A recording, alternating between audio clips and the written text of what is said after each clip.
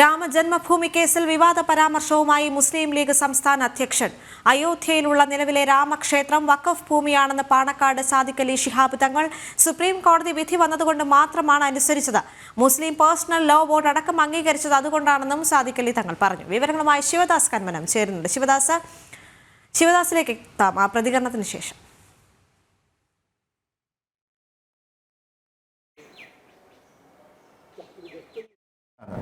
പക്ഷേ അവിടെ മുസ്ലിം personal law ബോർഡും മറ്റുള്ളവർക്ക് അതിനെ തീരുമാനിച്ചെന്താ സുപ്രീം കോടതി കൈകാര്യം ചെയ്യട്ടെ.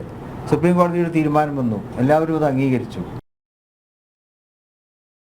ശിവദാസ് കന്മനം ചേർന്നുണ്ട്. ശിവദാസ്, ഈ ഒരു സമയത്ത് ഇത്തരമൊരു പ്രസ്താവന അത് അനുചിതമല്ലേ? കാരണം തീർപ്പാക്കിയ ഒരു വിഷയത്തിൽ സുപ്രീം കോടതിയുടെ വിധിയെ പോലും മാനിക്കാത്ത തരത്തിലേക്കുള്ള ഒരു പ്രസ്താവനയിലേക്കല്ലേ ഇപ്പോൾ ഈ മുസ്ലിം ലീഗ് സംസ്ഥാന അധ്യക്ഷൻ കടന്നിരിക്കുന്നത്?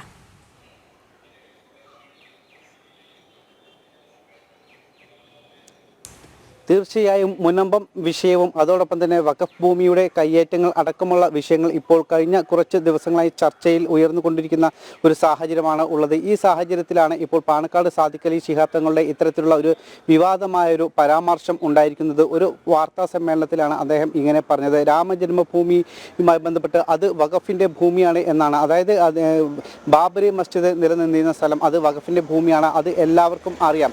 സുപ്രീം കോടതിയുടെ വിധി വന്നു, അതുകൊണ്ട് ആ വിധി എല്ലാവരും അനുസരിച്ചു. മുസ്ലിം ലോ ബോർഡ് അടക്കം ആ വിധി അനുസരിക്കുകയാണ് ചെയ്തിട്ടുള്ളത്. യഥാർത്ഥത്തിൽ അത് വഖഫിൻ്റെ ഭൂമിയാണ് എന്നാണ് അദ്ദേഹം പറയുന്നത്. അതായത് പരോക്ഷമായി തന്നെ ഈ സുപ്രീം കോടതിയുടെ വിധിയെ അടക്കം അദ്ദേഹം ചോദ്യം ചെയ്യുന്ന തരത്തിലുള്ള ഒരു പ്രസ്താവന കൂടിയാണ് ഉണ്ടായിരിക്കുന്നത്. അതായത് നിയമത്തിൻ്റെ വഴി ഞങ്ങൾ അനുസരിക്കുന്നു, പക്ഷേ യഥാർത്ഥത്തിൽ ആ ഭൂമി വഖഫിൻ്റേതാണ് എന്ന തരത്തിലുള്ള ഒരു പ്രസ്താവനയാണ് ഇപ്പോൾ മുസ്ലിം ലീഗിൻ്റെ സംസ്ഥാന അധ്യക്ഷൻ കൂടിയായ സാദിഖ് അലി ശിഹാബ് തങ്ങളുടെ ഭാഗത്തു നിന്നും ഉണ്ടായത്. മുനമ്പം ഭൂമിയുമായി ബന്ധപ്പെട്ടുള്ള ഒരു പരാമർശത്തിലാണ് അദ്ദേഹം, ഒരു വാർത്താ സമ്മേളനത്തിലാണ് ഇത്തരത്തിൽ ഒരു പരാമർശം നടത്തിയിരിക്കുന്നത്. നമുക്കറിയാം ഇപ്പോൾ ഈ അയോധ്യയിലെ രാമജന്മഭൂമി കേസിൽ വലിയ വിവാദങ്ങളും വലിയ ചർച്ചകളും എല്ലാം തന്നെ ഉണ്ടായിരുന്നു. നിരവധി കാലങ്ങളായി അവിടെ പ്രക്ഷോഭങ്ങളും അതോടൊപ്പം തന്നെ വലിയ വിവാദങ്ങളും ചർച്ചകളും കേസുകളും എല്ലാം തന്നെ ഉണ്ടായിരുന്ന ഒരു സാഹചര്യമാണ് കഴിഞ്ഞ കുറച്ച് പതിറ്റാണ്ടുകളായി നമ്മൾ കണ്ടത്.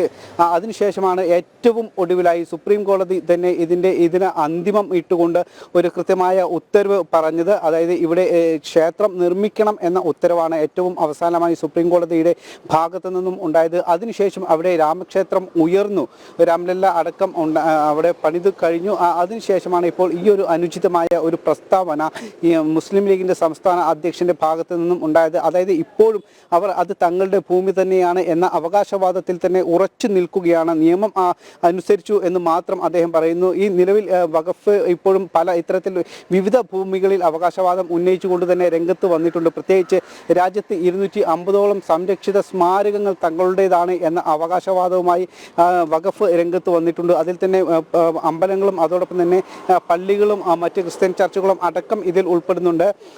കുത്തബ് മിനാർ അടക്കമുള്ളവ ഉണ്ട്.